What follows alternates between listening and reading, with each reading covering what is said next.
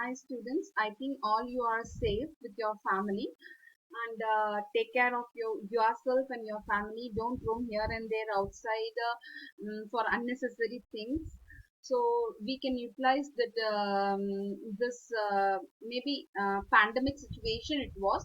So the situation we can utilize it in a well manner to learn something new and also to enhance our knowledge technically. We already been sending many links to you to learn a talk, many certification courses we have been sending you.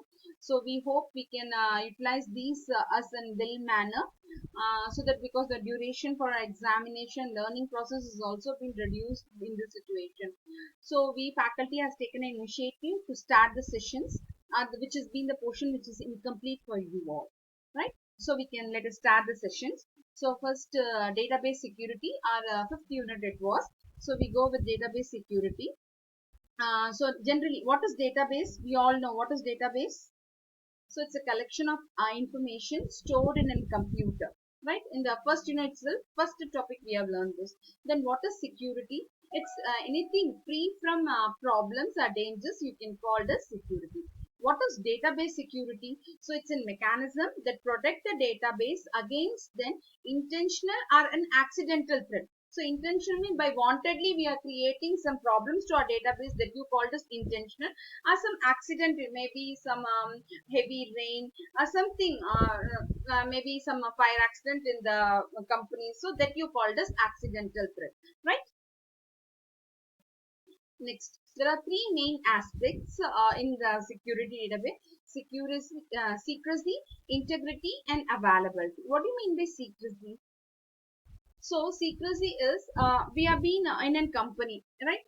So secrecy is a thing called secrecy. So we have been in a company. So we had some company policies with them. So we should keep it secret, but not to be told to some unauthorized user. That is the person who was not authorized to our company. They we need not to know about the thing that you called as secret. So it is protected the database from an unauthorized user. Thus, the people who are not belonging to the company, that is, they are not the user of the company that you called as secret.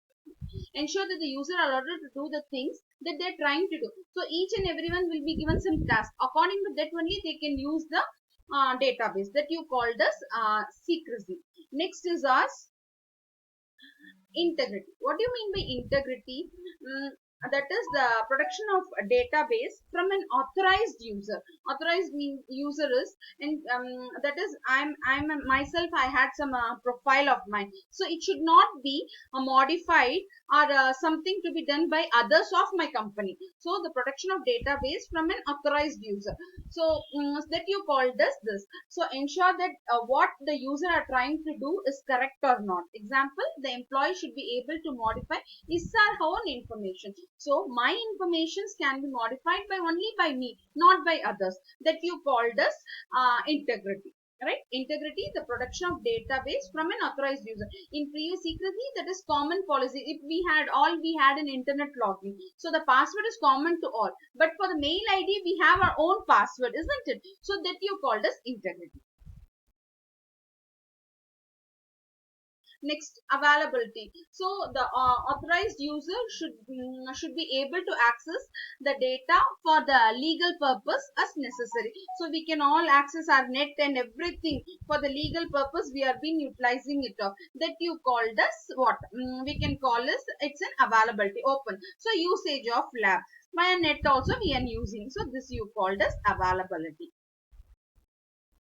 Next is database security problem. Generally today we have been facing lots of problem in the security of our software, everything we have been facing. So in this we are going to see about database security problem. So what is generally threat? Some agent it was, an unfriendly agent we can. So hostile, it's an unfriendly agent. Hostile agent, it's in some unfriendly agent that is either casually or by using. You may be seeing some are playing some games or watching some videos. Some unnecessary videos or some unnecessary ad will be coming over there to install this and that. All this will be coming. This is not needed for us. So if so this you called as threats. So it's a specialized technique, or it can be modified, or even sometimes these can by unknowingly we give okay, sometimes we unknowingly we give install. So this may delete the information which is managed by the DBMS. Next, there are two kinds of threats. One is non fraudulent threat and other one is fraudulent threat. Non-fraudulent threat means by some natural or accidental disorders may call us non-fraudulent threat. Fraudulent threat is by knowingly we have been creating the problems that you called as fraudulent threat. So non-fraudulent threat is a thing naturally or by accidental disorders or some errors or bugs in hardware or software automatically, or even some unknowingly we have been created some errors that you called as non-fraudulent threat. So non-fraud naturally it may be accidental or some errors in hardware or software or human error. But the fraudulent threat, the authorized user who those who abuse their privilege and the authority. So those who are unwantedly creating some viruses and all these problems is you called as fraudulent threat. So those improper users, outsiders and insiders who attack the software and hardware and read or write their database. So by creating a fraudulent threat, we can read or copy the data from the database.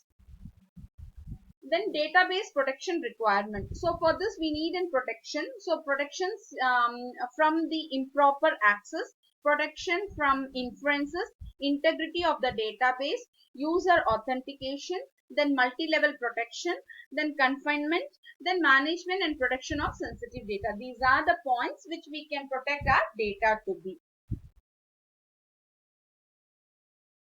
Next is, so types of security flow. One is flow control, inference control and access control. These are the three types. What is flow control?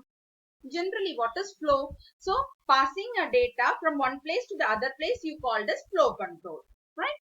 So we see in detail, right? Flow control, it's in control of regular distribution of flow, that is information. Flow is nothing but over here is information among accessible data. Like we take an example, we had in two objects, one is object X, other one is object Y. When the statement read the value from X and write the value into Y, I think this we all seen in time stamping. Yes, we have seen it. Example in unit 4 and unit 3 we have seen when data can be read in one object and but it write the data in other object, then what are the problems will be occurring in that you called us this, isn't it, which we have been seen. Yes, we all seen or not? Yes, we have, right? So the same thing. So we had two objects X and Y. In this the statement which is being read in X but it is being written in Y. So we can say it's copying data from X to Y. It's the best example for information control. That is information flow or flow control. Both are same thing. Next one is inference control. What is inference control? Aim at protecting the data from indirect deduction. What do you mean by indirect deduction? We have a set X of data item which can be read by the user, but the we everything is done in X, but the data will be available in Y, that you call this inference control, right? So I'll tell once again what is inference control is a protecting the data from indirect deduction. That is, I have read and write everything I have performed in X, object X, but I can see the result everything in Y, that you called as inference control. So the information inference occur when a set X of a data item can read by the user can be used to get the set Y of the data.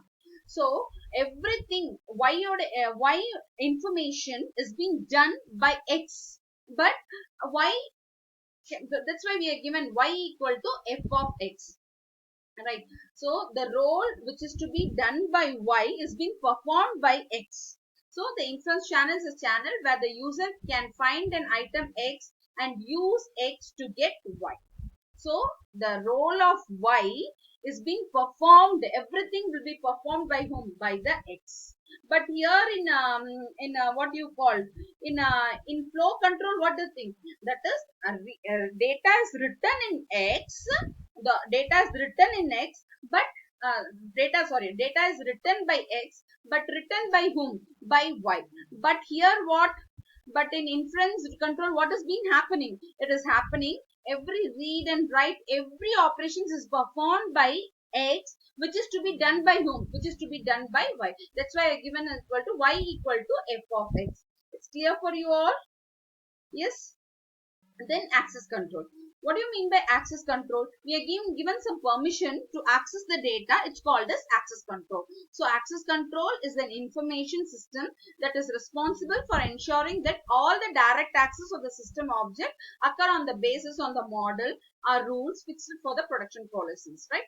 So access control will be given. Suppose you are in the Department of Computer Science and Engineering, you will be given a permission to access the data or the projects or the record, to see the records of only of the Department of Computer Science and Engineering, not in the Department of Mechanical or ECE or EEE. So subject, the user and process who can access the object, and through the operation we can read, we can write, or we can run. So these are the things preference can be given of it. Right. Then the method for securing the database, the authorization, that is giving the privileges. Then privilege, that is I am given authority to access the data. Then encryption, that is it is in private key or in public key. Then we all know that you have been read in computer networks, I think so. Authentication by setting and password scheme. Then using firewall and net proxy. What do you mean by firewall? Firewall is in software, or you can say it is an intermediated network traffic control. Anything you can say. So firewall is detecting software on another computer which inspect the network traffic passing through it or denying a permit of passage to a set of nodes. So some authorized user has been entering inside your database. There is a firewall, there is a wall in between. He will be asking the permission whether you are an authorized user to access the database or not. That you called as what? Security in the database through the firewall. He is called as firewall.